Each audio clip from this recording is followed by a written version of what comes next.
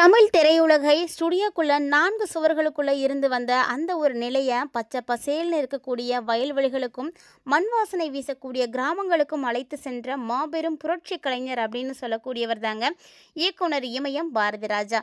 அவர் பார்த்தீங்கன்னா இன்னைக்கு நம்மளை விட்டு பிரிஞ்சிருக்காரு. அவருடைய பிரிவு பார்த்தீங்கன்னா எல்லாருக்குமே மிகப்பெரிய சோகத்தை ஏற்படுத்தி கொடுத்துருக்குங்க. இருந்தாலுமே அவருடைய இறப்புக்கு முன்னாடி இருந்த அந்த நொடிகள் பார்த்தீங்கன்னா ரொம்ப ரொம்ப கொடுமையானது அப்படின்னே சொல்லணும். இவர் இவ்வளவு சீக்கிரமாக உடல்நல குறைவால் இறக்கிறதுக்கு முக்கியமான ஒரு காரணமும் இருக்குது. அந்த காரணம் என்ன அப்படின்றத பற்றி தான் நம்ம இந்த பதிவில் தெளிவாக தெரிஞ்சுக்க போகிறோம். ஒவ்வொரு குடும்பத்தில் இருக்கக்கூடியவர்களுக்குமே அந்த குடும்பத்தில் இருக்கக்கூடிய பெற்றோர்களுக்கு பிள்ளைகள் அப்படின்றவங்க ரொம்பவே முக்கியமானவங்க. ஸோ அப்படி பார்க்கும் பொழுது பாரதிராஜா சாருக்கும் அப்படிதாங்க. அவருடைய மகன் மனோஜ் ரொம்ப ரொம்ப நெருக்கமானவர். அதாவது அவர் மேலே இருக்கக்கூடிய பாசம் அளவில்லாமல் இருந்துச்சு. பாரதிராஜா சாருடைய உலகமே பார்த்தீங்கன்னா அவருடைய மகன் தான். அப்படி இருக்கும் பொழுது கடந்த வருடம் 2025 பார்த்தீங்கன்னா அவருடைய மகன் மனோஜ் மாரடைப்பால் காலமானார். ஸோ மனோஜ் எப்போ காலமானாரோ அப்போலேருந்தே பாரதிராஜா சார் பார்த்தீங்கன்னா ரொம்பவே உடஞ்சி போயிட்டாருன்னு தான் சொல்லணும். ஏன்னா அவர் மகனை இழந்த துக்கத்தில் இருந்து அவர் வெளியவே வரல. அவர் மகனுடைய இறப்பு தாங்க இவருக்கு மிகப்பெரிய பேரிடியாகவே இருந்திருக்குன்னு சொல்லணும். ஸோ அப்போல இருந்து படுத்தவர் தாங்க ரொம்பவே உடஞ்சி போயிட்டாரு. ஸோ தன்னுடைய மகனே இல்லை அப்படிங்கும் பொழுது அது எவ்வளோ பெரிய கஷ்டமாக இருக்கும். பொதுவாக பெற்றோர்கள் இருக்கும் பொழுது தான் பெற்ற பிள்ளைகள் இழக்கிறது அப்படின்றது அவங்களுக்கு மிகப்பெரிய கொடுமையாக இருக்கும். அந்த மாதிரி தாங்க பாரதிராஜா சாருக்கும் இருந்திருக்கு. ஸோ அவர் அப்பயே பார்த்தீங்கன்னா உடஞ்சி போயிட்டார் அப்படின்னு தான் சொல்லணும். சினிமா அப்படிங்கிறது பார்த்தீங்கன்னா சாதாரண ஒரு விஷயம் கிடையாது. அதாவது சினிமாவை ஸ்டுடியோவில் இருந்து மண் வாசனைக்கு கூட்டிகிட்டு போன மாபெரும் புரட்சி இயக்குனர் அப்படின்னு நம்ம பாரதிராஜா சாரை தான் சொல்லிகிட்டு இருக்கோம். ஸோ பாரதிராஜா சார் பார்த்திங்கன்னா அவருடைய 84வது வயதில் இன்றைக்கி காலமாயிருக்காரு. அவருடைய இழப்பு பார்த்திங்கன்னா திரையுலகத்துக்கு மிகப்பெரிய பேரிழப்பு அப்படின்னே சொல்லணும். இவருடைய மறைவு செய்தி கேட்டு ஒட்டுமொத்த திரையுலகமுமே உலகெங்கும் இருக்கக்கூடிய தமிழ் சினிமா ரசிகர்கள் எல்லாருமே அதிர்ச்சியிலையும் மிகப்பெரிய சோகத்திலையும் ஆழ்ந்திருக்காங்க. கடந்த ஒரு சில காலமாகவே வயது முதிர்வு மற்றும் அத்தியாவசிய உடல்நல குறைவால் பாதிக்கப்பட்டிருந்தவர் தாங்க பாரதிராஜா சார். என்னதான் வயது மூப்பின் காரணமாக உடல்நல குறைவால் இவர் பாதிப்படைந்திருந்தார் அப்படின்னு சொன்னாலுமே கூட இன்னுமே முக்கியமான விஷயம் என்னன்னா இவருடைய மகன் இழந்ததை தான் இவரால் இன்னுமே தாங்கிக்க முடியாமல் இருந்திருக்கு. ஸோ அதனாலே அவர் சீக்கிரமாக பாதிப்படைஞ்சிட்டார்.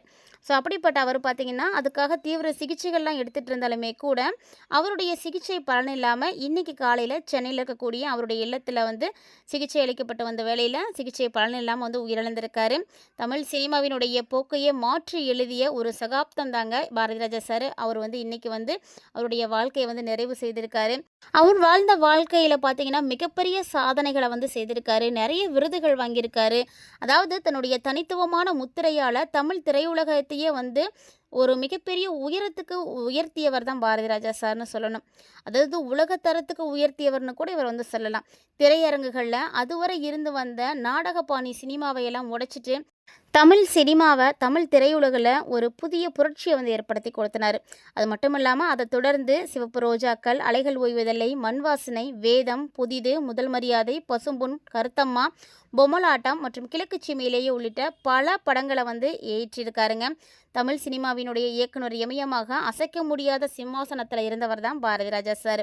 ஸோ அவருடைய மறைவு செய்தி வெளியானதே பார்த்திங்கன்னா திரையுலகத்தில் இருக்கக்கூடிய ஒவ்வொரு நடிகர்கள், இயக்குநர்கள், தொழில்நுட்ப கலைஞர்கள் எல்லாருக்குமே மிகப்பெரிய அதிர்ச்சியை கொடுத்துருக்கு. ஸோ எல்லாருமே அவருடைய வீட்டில் இருக்கக்கூடிய நீலாங்கரையில் அவருடைய இல்லத்துக்கு விரைந்து வந்துட்டுருக்காங்க. இயக்குனர் இமயம் பாரதிராஜாவினுடைய மறைவுக்கு திரையுலகினர், பல்வேறு அரசியல் கட்சி தலைவர்கள் இரங்கல்கள் தெரிவித்துட்ருக்காங்க.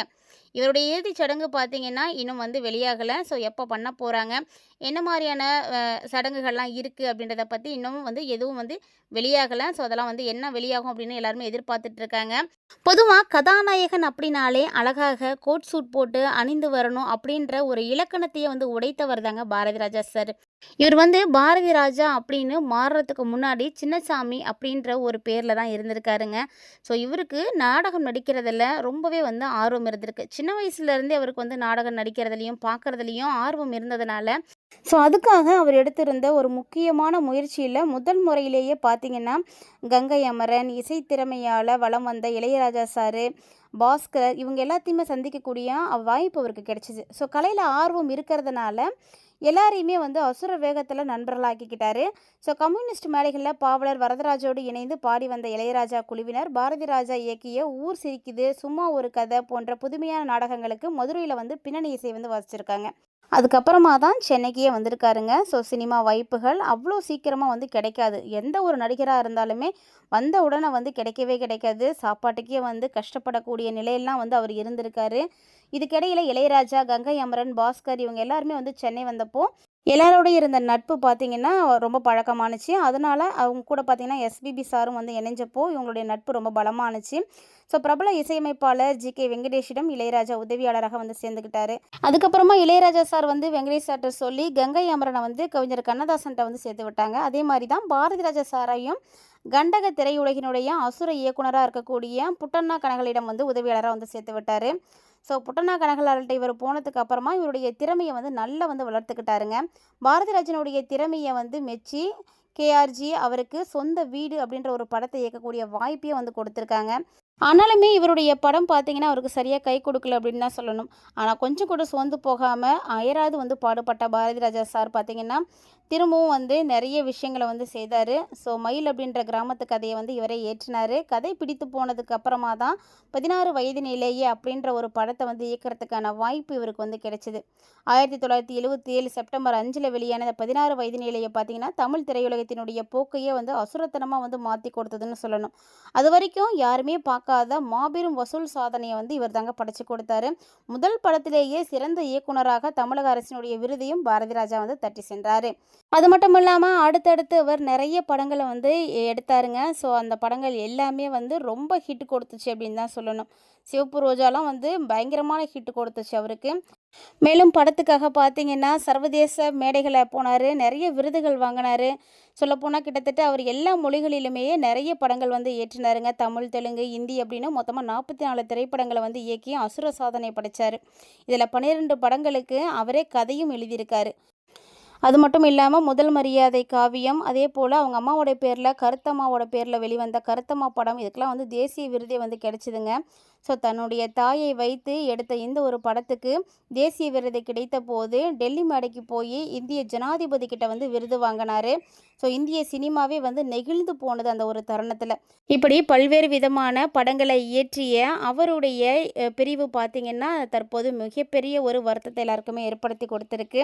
அது மட்டும் இல்லாமல் கடந்த ஆண்டு அவருடைய மகன் வந்து இறந்திருக்காரு. ஸோ அதுதான் அவருக்கு மிகப்பெரிய பாதிப்பையே ஏற்படுத்தி கொடுத்தது. அப்போலேருந்து இவர் வந்து படுத்தவர் தாங்க. இப்போ வந்து ரொம்ப முடியாமல் இருந்தார். ஸோ உடல்நல குறைவால் இன்றைக்கி வந்து காலமாகியிருக்காரு. அவருடைய மகனுடைய இழப்பு தான் அவரால் வந்து தாங்கிக்க முடியாத ஒரு காரணமாக இருந்தது அப்படின்னே சொல்லணும்.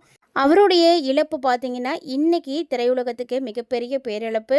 ஸோ கண்டிப்பாக எல்லாருமே அவருக்காக ஆழ்ந்த இரங்கல்களை வந்து பதிவு செய்யுங்க. அவருடைய ஆன்மா சாந்தி அடையறதுக்கு இறைவனை எல்லாருமே வந்து பிரார்த்தனை செய்துக்கோங்க.